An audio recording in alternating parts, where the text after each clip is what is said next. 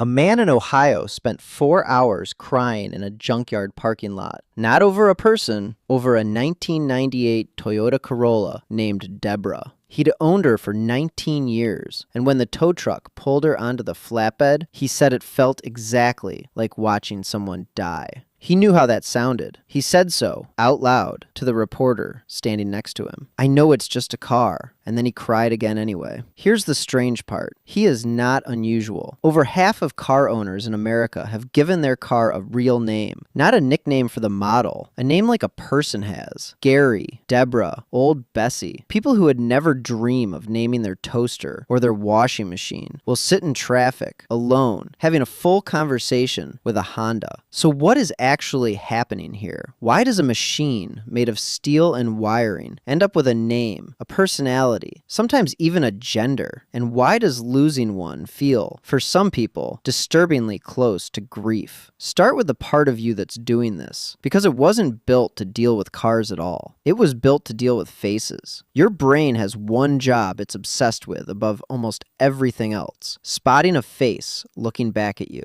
2 dots and a line arranged the right way, and something in your head lights up, whether that face belongs to your mother or an electrical socket on the wall. Car fronts are basically built out of that exact shape. 2 headlights for eyes. A grille underneath shaped like a mouth. Researchers once showed people photos of car fronts next to photos of human faces and asked them to describe the expressions. And people did it instantly and confidently. They called cars angry, friendly, surprised, sad. The same words you'd use for a person, handed to a machine that feels nothing at all. This isn't an accident car companies stumbled into either. Car designers have known this for decades, and they use it on purpose. A car with a face-like front sells better than one without. You were never just picking out a car. You were picking out a face. But that's only half the story. A face gets your attention for a second. It doesn't explain why you'd cry over one. So what makes a machine go from, that looks like a face, to, that's basically family? The answer is time and how much you need it. This habit of seeing a person where there isn't one gets stronger in exactly 3 situations: when something acts unpredictably, when you're alone a lot, and when you badly want to understand something you can't fully control. A car checks every one of those boxes. It starts fine some mornings and struggles on others, for reasons that feel personal even when they're not. Cold weather, a tired battery, a part quietly wearing out. It rattles at one exact speed and never any other. It has moods, or at least it feels that way, and you're stuck inside it, depending on it, often completely by yourself. Put a person alone in a small space with something that behaves a little differently every day, for an hour a day, 5 days a week, for years, and the brain doesn't just call that random. It reaches for the explanation that makes the most sense to it. Not machinery, personality. There's an old experiment that shows exactly how far this goes.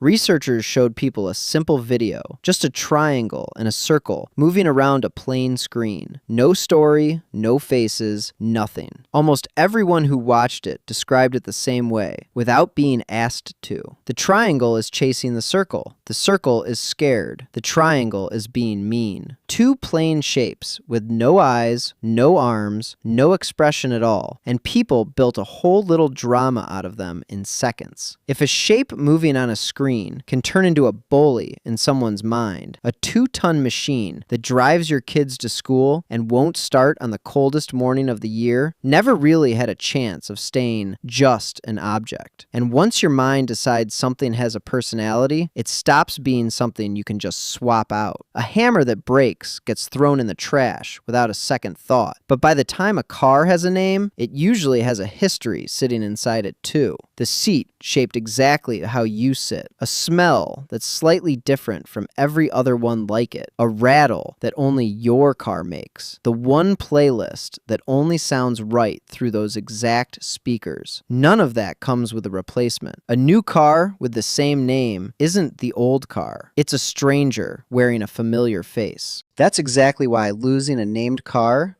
can hit so much harder than it should, even for the person losing it. It's not really sadness over a machine. It's sadness over the version of your life that car happened to be there for. The drive to a job you don't have anymore. The ride home from the hospital with a new baby. Years of a relationship that since ended. All of it sitting uncomfortably inside a thing that's now headed to a junkyard. So the simple answer, that naming a car is just a harmless little joke, misses what's really going on. It's not meaningless at all. It's just your mind doing what it always does, finding something that looks a little like a face, deciding it has a personality, and quietly turning a machine into company because you spent 1,000 hours of your life sitting inside it. That man in the junkyard wasn't really crying over a car. He was crying over every version of himself Deborah had been there for.